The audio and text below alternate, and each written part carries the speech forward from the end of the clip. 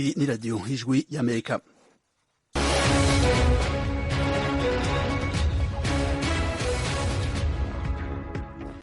iradiyo hejuru ry'Amerika isamiranyura i Washington DC mu kirundi mu kinyarwanda muri neza nshuti mwese duteramanye muri kumwe na Frederic Nkundikije. Mu Burundi twumvikana ku mirongo migufi ya shortwave ku metero 19 no ku metero 22. Mu Rwanda turi kuri FM 104.3 y'ijwi y'Amerika. Ikaze makuru yacu yo kuri isaha. I Nairobi muri Kenya harakoraniye ibiganiro byo ku nshuro ya gatatu bivuga ku kibazo cy'umutekano muke uri mu seruko bwa Repubulika ya Demokrasi ya Kongo. Na nyinyi mjue hakuna mwingine ana huo uwezo wa kuleta amani ya kudumu isipokuwa nyinyi wenyewe. Yetu ni kuwasaidia, yetu ni kuwashika mkono, yetu ni kuwaombea, lakini jukumu kubwa itakuwa nyinyi wenyewe kama Wakongo. Uyo ni Uhuru Kenyatta muhuza muri Repubulika ya Demokarasi ya Kongo avuga ko atawundi afise ubushobozi bwo kugarukana amahoro arama atari abanyekongo ubwabo. Turacyakomeje gusaba ko natwe yadutega amatwi akumva ibibazo byacu ibyo guhagarika imirwano twayihagaritse itangazo ry'abakuru b'igihugu bakimara kurisinya i Rwanda. Ahubwo icyo dukomeza gusaba no kugira ngo na guverinoma ya Kinshasa nayo yubahirize ibyasabwe kugira ngo nayo ireke ubushotoranyi. Uyo nawe ni mu Nyarugero Karemera icegera c'umuvugizi umurwi M23. Umurwi FNL urwanya ubutegetsi mu Burundi uriyamiriza amakuru avuga ko babuze abasirikari 40 mu ngwano barimwo n'igisirikare cy'u Burundi gifatanije n'ica Kongo imaze iminsi ibiri ibera muri territoire ya Mwenga mu ntara ya Kivu yo mu manuko muri Repubulika ya Demokarasi ya Kongo.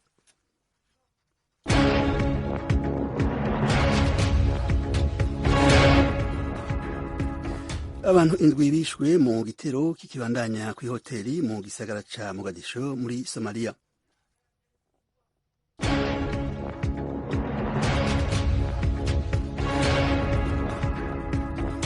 Leta ya Irani yatangaje ko itazokwemerera itohoza ry'umurwi wa ONU ku mabi ikorera abanyagihugu bari mu myiyerekano. Aya makuru hamwe n'ayandi twateguriye ntiyagira aho umuja ni mu kanya.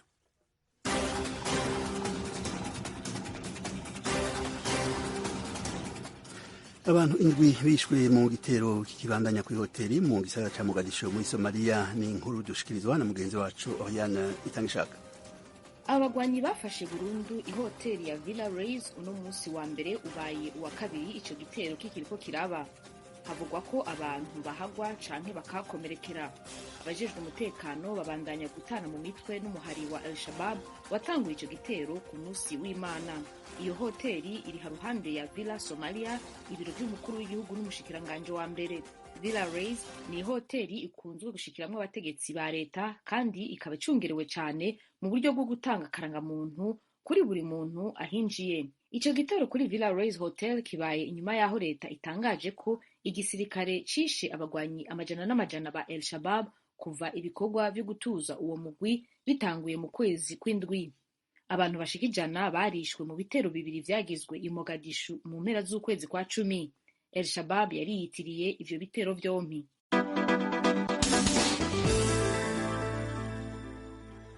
Leta y'Ubushinwa yafashe ingingo zo gukomeza umutekano kugira ngo ihangane n'imyiyerekano ya kataraboneka imaze iminsi. Ni inkuru dushikirizwa na mugenzi wa Thomas Kamirinde. Imyigaragambyo yatangiye kuwa gatanu ushize mu miji itandukanye no muri za kaminuza itewe n'uko abaturage barambiwe guma mu rugo imaze imyaka 3.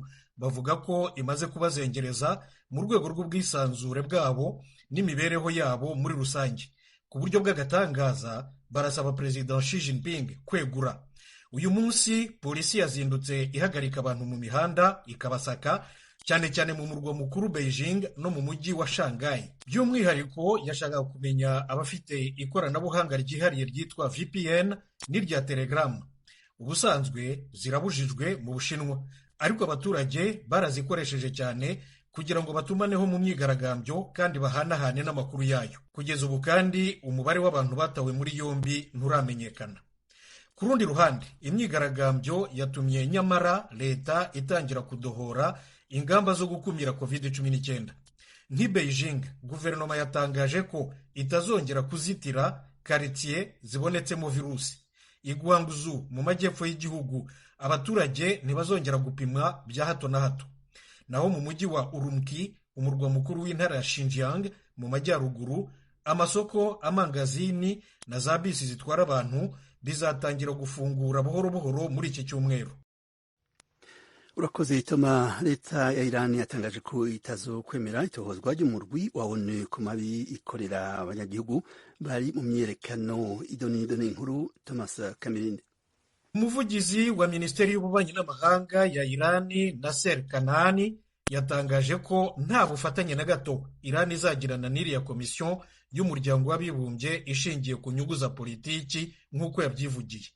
Yemeza ko Irani ifite amakuru afatika ko imyigaragambyo iterwa n'ibihugu byo mu burengerazuba bw'isi, by'umwihariko Leta Zunze Ubumwe za Amerika. Ku wa kane w'icyumweru gishize, inteko y'umuryango w'abibumbye ishinzwe uburenganzira bwa muntu yatoye umwanzuro wo gushyiraho komisiyo yo gukora nkete zo mu rwego rwo hejuru muri Irani. Ku banyamuryango 47 bagize iyi nteko, 25 bawuhaye yego, 16 barifashe, naho 6 batoye oya. Aba ni Armenia, Ubushinwa, Cuba, Eritrea, Pakistani na Venezuela. Inteko izagena mu minsi iri imbere abazaba bagize komisiyo yayo. Loni ivuga ko leta ya Irani ikoresha ingufu z'umurengera zidakenewe ku baturage b'inzirakarengane. Itanga imibare y'abantu barenga 300 bamaze kwicwa n'abandi bagera ku 14,000 batawe muri yombi barafungwa kubera imyigaragambyo.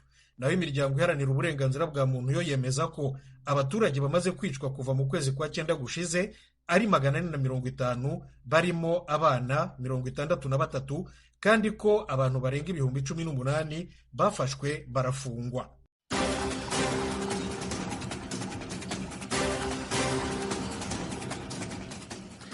Barakoze bagenzi bacu Thomas Kamirindi na Oriana Itangishaka badushikirije amwe mu makuru avugwa hirya no hino ku isi. Tubibutse kandi ko aya makuru hamwe n'ayandi twateguriye mushobora kuyasanga kuri adresse kurikira www.radio yacu voa.com, adresse yacu YouTube, Instagram na Facebook ni VOA radio yacu. Mukanya turerekeza mu karere ka Afrika ibiyaga binini.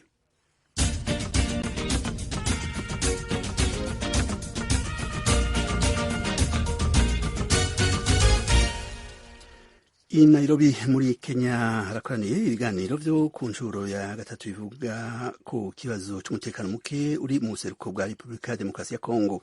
Ivyo biganiro bizomara iminsi 6. Ni inkuru dushikirizwa n'umumenyeshamakuru w'ijwi ry'Amerika Eloge Willy Kaneza. Abantu 200 nibo bitezwe kuba muri bino biganiro bizomara iminsi 6 nk'uko byatangajwe n'umukuru w'igihugu ca Kongo Felix Tshisekedi. Ku murwa mukuru wa Kenya Nairobi, ibiganiro byo ku nshuro ya gatatu byatanguye hari Perezida Evariste Ndayishimiye w'u Burundi, uwa Kenya William Ruto, umuhuza wa matati ya Kongo Uhuru Kenyatta n'abandi abanyacubahiro b'umuryango wa Afrika w'ubuseruko barimo umunyamabanga mukuru wawo. Kongo yaserukiwe n'umushikanganje w'imigenderanire n'andi makungu Christophe Rutundura. Hari n'intumwa za ONU n'umwe bwa Afrika n'andi mashyirahamwe mpuzamakungu. Abandi bakuru b'ibihugu harimo wa Kongo, Rwanda na Uganda babikurikiraniye ku buhinga ngurukana bumenyi. Abafashe amajambo bose basavye impande zishamiranye kumvikana, imihari y'inyeshamba bayihamagarira gushira hasi irwanisho. Uhuru Kenyatta yavuze asa n'ubukarira abakongomani abibutsa ko umuti w'ingorane ari babwirizwa kuwitorera ubwabo bwa minwe, ya kwamba amani ipatikane, haitapatikana kutoka wengine. Amahoro kugira aboneke bizova kuri mwebwe ubwanyu, ntazova handi. Mubwirizwa kwimvisha ko igihugu ari canyu kandi mugishakira amahoro, mukarondera amasuka n'ibikoresho byo kubaka. Mumenye neza ko ubutunzi bwa Kongo ari ubwo kubafasha, atari gutuma mwama musesa amaraso hagati yanyu. Mubimenyere, nta wundi afise ubushobozi bwo kuzana amahoro arama atari mwebwe nyene. Twe turaha kubashigikira gusa, kubafata ukuboko no kubasengera. Mugabo uruhara rukomeye n'ugwanyu mwebwe nk'abakongomani. Kama wa Kongo, Perezida Paul Kagame w'u Rwanda adasiba kwagirizwa na mugenzi we wa Kongo kuba igihugu ciwe gishikiye umuhari wa M23 umaze igihe wigarurira duce tutari duke mu ntara ya Kivu y'Uburaruko. Uko arwa avuga niko avyuka avuga. Nyirabayazana ni udashira amasezerano mu ngiro. The primary reason for this persistent crisis is the failure to implement the many agreements that have been reached. Imvo nyamukuru y'izindyane zidahera no kunanirwa kubahiriza amasezerano yashitsweko ku nzego n'ibihe bitandukanye mu myaka iheze. Ndizera ntakekenya ko kuri inshuro utu twigoro tuzozana umusaruro. yugurura ibiganiro akaba ari nawe yafashe ijambo bwa nyuma perezida Evariste Ndayishimiye asanzwe ari watwara umuryango wa yase muri kino gihe yabwiye abakongomani ko bishoboka ko biyunga bakabona amahoro yabaye akarorero ku masezerano ya Arusha mu 2000 aho igihugu ciwe casubiranye umwizero.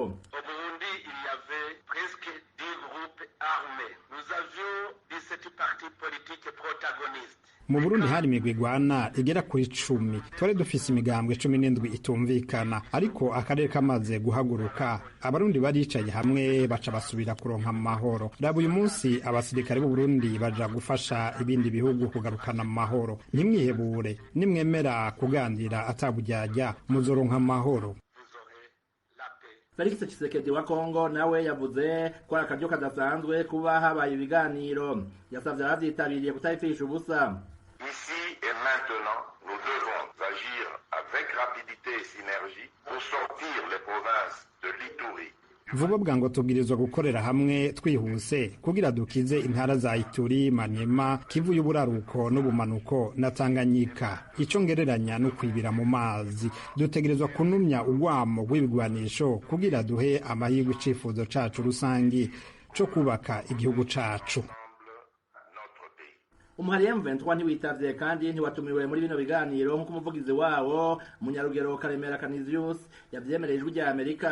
Ubundi mu itangazo duherutse gushira ahagaragara twasabaga umuhuza ko natwe yadutumira katwakira kugira ngo tumubwire ibyumviro byacu n'ibitekerezo byacu ku bijyanye n'izi ntambara zibera mu burasirazuba bw'igihugu cyacu. Hanyuma rero ababashije gutumirwa bakaba bagiyemo, ndagira ngo imyanzuro izanavamo izabireba abatumiwe n'abagiye muri ibyo biganiro, naho twebwe ubwo tuzategereza ubutumire bwacu. Kubyerekeye icyo twasaba umuhuza nta kirenze icyo ngicyo, n'ubundi ni ukumusaba ko turacyakomeje gusaba ko natwe yadutega amatwi akumva ibibazo byacu n'impamvu zacu zigasobanuka. Ibyo guhagarika imirwano twayihagaritse itangazo ry'abakuru b'igihugu bakimara kurisinya i Rwanda, twahise turishyira mu bikorwa, ahubwo icyo dukomeza gusaba n'ugira ngo na guverinoma ya Kinshasa nayo yubahirize ibyasabwe kugira ngo nayo ireke ubushotoranyi, bityo dutegereze umwanzuro w'abahuza. Umuhari M23 uvuga ko uzubahiriza ibyavuye mu mubonano w'i Rwanda muri Angola mu ndwi iheze, mugabo ugabisha ko buri gihe uzosotorwa canke ukabona abanyagihugu bicwa atakizobuza kusubira kwatsa umuriro. Mu gihe imihari inyeshamba irenga 40 yariyo yitezwe muri bino biganiro vy'iminsi 6, abaserukiye amashirahamwe yigenga n'imirwi yitwaje ibirwanisho muri Kivu y'ubumanuko ntibageze i Nairobi kuri uwa mbere. Batubwiye ko bacugaraniwe i Goma ku murwa mukuru wa Kivu y'uburaruko kumva batazi.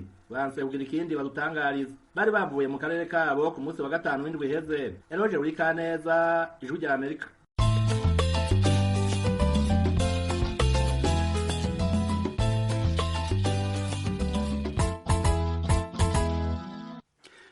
Umurwi FNL urwanya ubutegetsi mu Burundi wiyamirije amakuru avuga ko batakaje abasirikare 40 mu ngwano barimo n'igisirikare cy'u Burundi gifatanije n'icya Kongo imaze iminsi ibera muri territoire ya Mwenga mu ntara Kivu yo mu manuko. Ni inkuru yo mu mensha amakuru y'ijwi rya Amerika Vedaste Ngabo ari Uvira. Ibi uyu mutwe bivuze nyuma y'itangazo ryasohowe n'umuvugizi w'igisirikare cya Kongo gikorera muri aka karere Lieutenant Mark Elongo rivuga yuko ingabo za Republika ya Demokarasi ya Kongo zifatikanyije n'ingabo z'igihugu cy'u Burundi zikorera mu ntara ya Kivu y'Epfo zisha abagwanyi 40 ba FNL ndetse babirukana mu birindiro byabo biri Naombi muri territoire ya Mwenga secteur y'Itombwe. Kuri uyu wa mbere mu kiganiro yagiranye n'ijwi rya Amerika, General Aloys Nzabampema uyobora inyeshamba za FNL yemeza yuko kuva tariki ya 25 kugeza tariki ya 26 z'uku kwezi bari mu ntambara n'igisirikare cy'u Burundi gifatikanyije na FARDC ahitwa Naombi, ariko nyemuza makuru avuga yuko yatakaje abasirikare 40. Abajijwe umubare w'abasirikare baguye muri iyo migwano, Nzabampema yatubwiye yuko yatakaje abasirikare 3, yica abasirikare 30 b'igisirikare cya Kongo gifatikanyije n'ic'u Burundi barimo n'abafite ipeti rya majoro, afata n'imbunda zabo 18. General Aloys Nzabampema abajijwe nimba umutwe wiwakuwe mu birindiro bya Naombi yavuze yuko inyeshamba nta birindiro zigira kuko zicara zizerera. Nzabampema yemeza yuko akiri mu birindiro bya Naombi, ariko FARDC n'igisirikare cy'u Burundi bari n'amaramara. Mu kiganiro cyihariye yagiranye n'ijwi rya Amerika, uyu muyobozi w'inyeshamba za FNL avuga yuko guhera mu kwezi kw'icyenda yagiye asubiza inyuma ibitero by'ingabo za FARDC zifatikanyije n'ingabo z'u Burundi. Nzabampema avuga yuko yishe abasirikare 30, mu gihe umuvugizi wa FARDC muri aka karere Lieutenant Michael Longo avuga yuko nta musirikare bapfushije, ko ahubwo bakomerekesheje abasirikare 2. bamwe mu bakurikirana ibibera muri iyi misozi ya Uvira na Mwenga bavuga yuko bigoye kumenya umubare nyakuri w'ababa baguye ku rugamba kuko intambara zibera nta tumanaho rya telefone ribayo. Muri utu turere twa Uvira na Mwenga na Fizi hari imitwe y'inyeshamba irenga 60 irimo iy'abarundi ya FNL na Red Tabara. FNL imaze imyaka irenga 12 mu mashyamba y'Itombwe. Igisirikare cya Kongo gifatikanyije n'igisirikare cy'u Burundi byatangiye kwirasa kuva tariki ya 20 ukwezi kw'icyenda umwaka wa 2022. Bedase Ngabo, Ijwi rya Amerika, Uvira.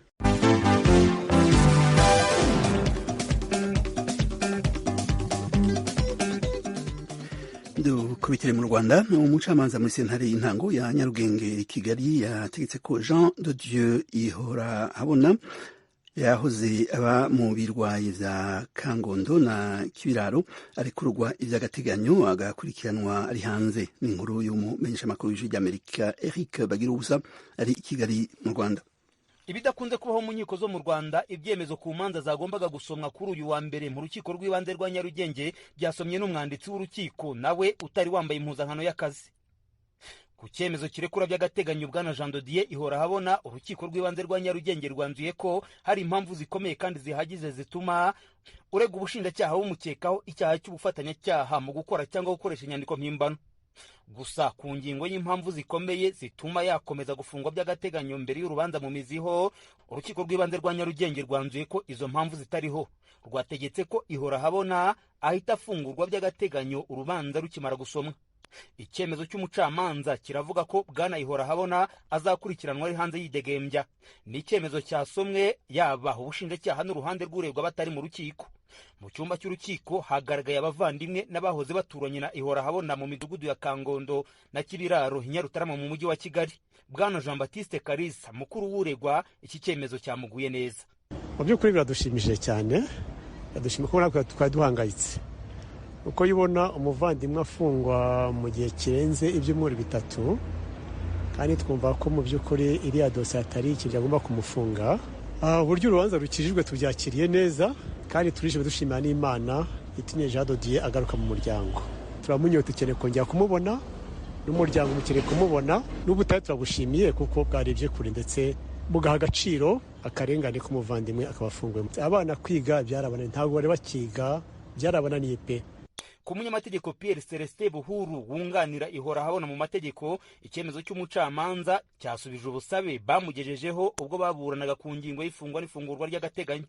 Umva icyo cyemezo ngenda cyishimiye, nari nabwiye umucamanza yuko igihe politike yo mu Rwanda ubu ngubu ari yo kugabanya ubucucike muri za gereza, tugomba gushakisha ukuntu bagabanya umubare munini w'abafungwa. Ntabwo ari igihe cyo kongera kujya kohereza abantu muri gereza kujya gufungwa, kandi ari ibyaha byoroheje cyane cyane iyo habayeho umuntu zo gushidikanya cyangwa se umuntu wari wasaba imbabazi z'ibyaha yakoze.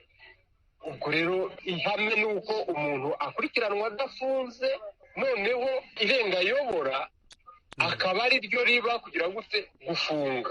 Rwose icyaha kitahungabanyije umutekano w'igihugu, icyaha kitagaragaza ko hari abantu cyagizeho ingaruka, mbese nta muntu uregera indishyi bamukurikiranye ari hanze. Ubwo rero ndishimye cyane kuba umucamanza yagize umutimanama rwose agafata icyemezo kishingiye ku itegeko cyo kumurekura ngo akurikiranwe ari hanze. Ihora Habona aregwa icyaha cy'ubufatanyacyaha mu gukora cyangwa gukoresha inyandiko mpimbano gikomoka ku butumwa bugufi umugore w'umunyamakuru Theoneste Nsengimana yiyoherereje abukuye muri telefone ya Ihora Habona. Ubwo butumwa Chantal Umwari yarabufashe nk'uko yabyemereye mu bugenzacyaha, ahinduramo amazina kugira ngo agaragaze ko yipimishije icyorezo cya COVID-19. Umwari avuga ko kubera guhora ajya gusura umugabo we muri gereza ya Mageragere kandi ari ihame ko buri wese winjiyemo agaragaza ko yipimishije, amafaranga y'ibyo bipimo yari amaze kumushiramo. Avuga ko yafashe telefone ya Ihora Habona nyir'ubwite atabizi. Uwo mugore kubera bari bamufunganye uruhinja rw'amezi 6 kandi n'umugabo wafunzwe baramurekuye. Ihora Habona yaburana agatakamba avuga ko yazize kuba yarandaritse telefone ye bakayikoresha ibyo bishakiye, akabisabira imbabazi. Itabwa muri yombi rya Ihora Habona wamye atarya umunwa mu guharanira uburenganzira ku mitungo yabo ahitwa Banyahe ryavuzweho byinshi, bigashingira ku kuba yaramaze iminsi yitaba inzego z'ubugenzacyaha zimuhata ibibazo ku magambo agenda avuga mu bitangazamakuru ku bijyanye n'imitungo yabo.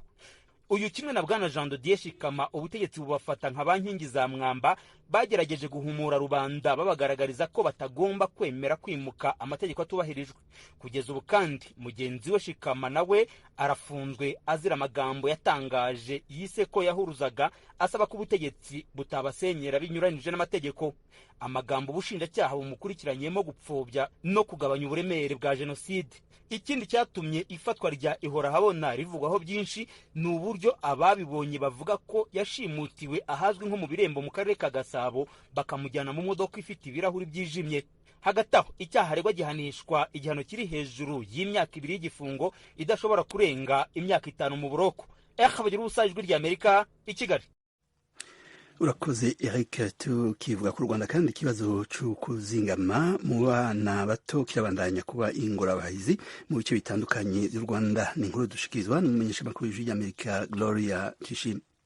Ubushakashatsi bwakozwe n'ikigo cy'igihugu kibarurisha imibare mu Rwanda NISR mu 2015 bwagaragaje ko igwingira ku bana bari munsi y'imyaka 5 ryari kuri 38%. Kuri ubu riherutse gukorwa mu 2020 rigaragaza ko hagabanutseho 5% gusa, ubu riri kuri 33%. Iki ni ikigereranyo gito ugereranyije n'intego u Rwanda rwihaye, aho igwingira rigomba kuba ryarageze kuri 19% mu 2024. Tumwe mu turere tukigaragaramo iki kibazo ku kigero cyo hejuru turimo akarere ka Rubavu kavuye kuri 46% kagera kuri 40.2% gusa. Muteteri Venansia ni umuturage wahuye n'iki kibazo cy'igwingira mu bana be, aravuga icyabimuteye.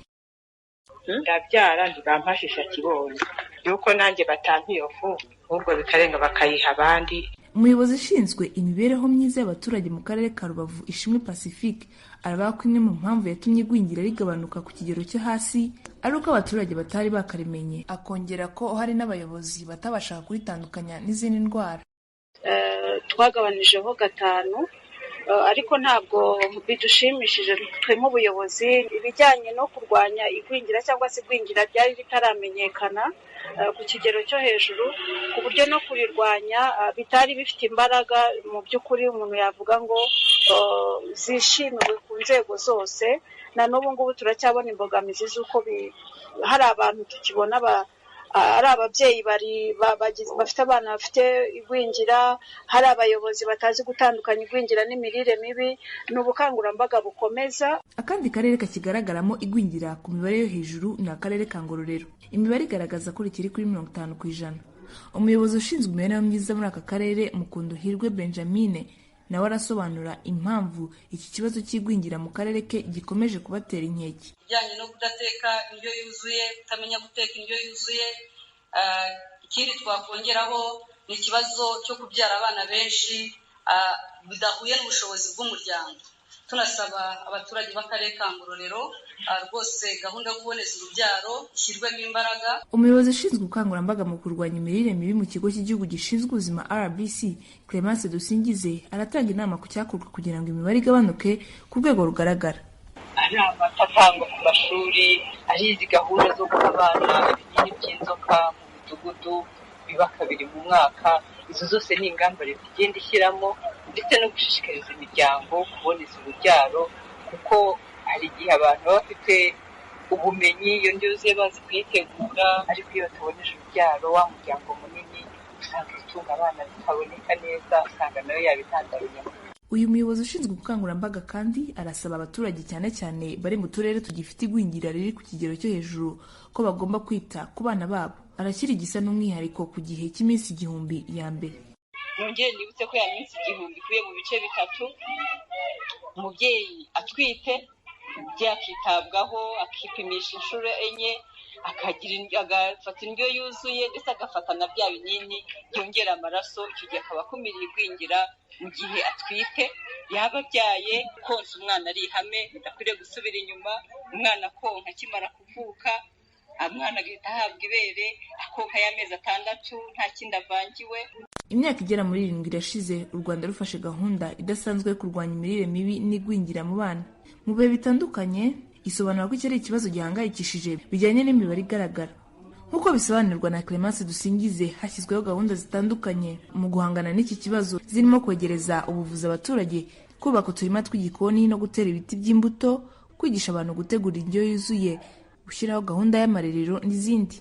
Uyu muyobozi akomeza avuga ko byaje kunganirwa n'inkunga ya Banki y'Isi ibinyujije mu mushinga wayo wo kurwanya igwingira n'imirire mibi mu bana SPRP wibanda ku turere 10 tugaragaramo iki kibazo kurusha utundi.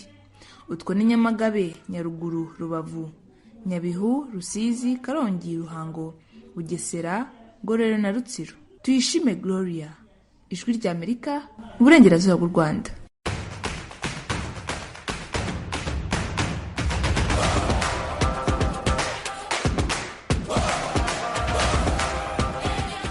ku bakunze umupira w'amaguru, inkino z'igikombe c'isi yose c'umupira w'amaguru ziriko zibera i Qatar zigeze ku munsi ubwira 9. Mugenzi wacu Fidel Nyongabo ariko akurikirana izo nkino. Mu majambo make, Fidel, vyifashe gute amakipe atanye mu mitwe n'afise umugambi gutana mu mitwe? Mu rukino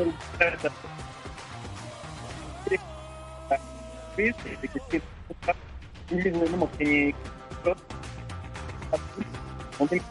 Cameroon, Serbia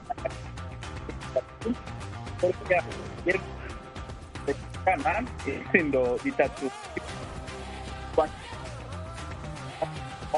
Ndabona Fidel, ndabona telefone yawe itameze neza, reka tubandanye tuvuga cyane kandi ku vyerekeye izo nkino. Tukivuga kuri izo nkino rero, umumenyeshamakuru w'Ijwi ry'Amerika Edi Rwema yavuganye n'umumenyeshamakuru w'Ijwi ry'Amerika Jackson Mvuganyi ku ekipe ya Ghana yatahukanye intsinzi.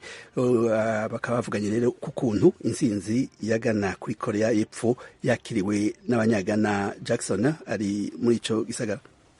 Edi, ibintu birashushe cyane hano muri Accra, Ghana. Ibyishimo ni byinshi. Ghana yari ikeneye gutsinda uyu mukino nyuma yo gutsindwa na Portugal muri match yabo ya mbere. Ubu barimo kwitegurira Uruguay, ikipe yabatsinze muri 2010. Bazakina kuwa gatanu, ariko benshi bafite icyizere yuko bazatsinda Uruguay kuva muri group stages. Ariko hano ibyishimo ni byinshi, birashushe, abantu imodoka zahagaze ku mihanda, abantu bari kubyina. Nagombye kuva ku muhanda kuza hano ahantu hegamye kugira ngo mvugane nawe, ariko urusaku ni rwinshi cyane ku muhanda, imodoka zirimo zahagaze, abantu barimo kubyina, ingoma zose zavuze kabisa. Abantu baryoherwe, bari baje hano bazi yuko bari butsinde uyu mukino kandi bawutsinze. So ubu ni ukujya imbere bazi ko bashaka gutsinda Uruguay. Jackson, mbere yuko nkurekura uyu mukino mu minota ya nyuma mbere yuko urangira, ku mbuga nkoranyambaga ndimo gusoma amaraso yari yahagaze ku bafana ba Ghana. Bantu bumva South Korea nayo yari ikeneye gutsinda, batangiye kwataka cyane. Wumva batsinze bya bitego byabo bibiri back to back, ntabwo banatinzemo. Nabo bari bakeneye gutsinda, kandi South Korea burya ni ikipe ikomeye cyane, ariko Ghana nyine yabikomeyemo cyane, ifunga izamu, niyo mpamvu bahavanye intsinzi uyu munsi. Jackson Mvunganyi, intumwa yihariye y'Ijwi ry'Amerika mu mujyi wa Accra mu gihugu cya Ghana, ndagushimiye cyane. Urakoze cyane Edi. Reka dusubire tugerageze mugenzi wacu Fidel Nyongabo tumwe ku murongo umeze neza. Fidel Nyongabo, amakipe atanye mu mutwe zagenze gute? Hava atana mu mitwe mu majambo make cyane gose. Frederic, amajambo make, mu rukino ruhejeje kurangira rugira gatatu Brazil yaje gutsinda Ubuswisi igitsindo gusa cyinjijwe n'umukinnyi Casemiro ku munota wa 82. Mu nkino zabaye imbere yaho Cameroon yanganije na Serbia 3-3. Korea y'Epfo yatsinzwe na Ghana 3-2 mu rukino ruza gukurikira, ariko rwa nyuma bw'uno munsi Portugal iza gukina na Uruguay. Mu nkino zizoba ejo, Equateur izohura na Senegal, Ubuholandi buhure na Qatar, ari mu mugwi A. Mu mugwi B, Iran izohura na Leta Zunze Ubumwe za Amerika, mu gihe Pays de Galles izohura n'Ubwongereza. Turagushimiye cyane gose Fidel, turashimiye n'abakunzi b'iradio Ijwi ry'Amerika bose baduteze amatwi bakurikiranye ikiganiro cyo kuri isaha. Turashimiye engineer yadufashe mu hinga bw'ivyuma, tukaba kandi dushimiye na Nadia Taha yadufashe kwegeranya ibi biganiro. Turashimiye inshuti mwese mwaduteze amatwi, turabifurije amahoro n'umugoroba mwiza wese.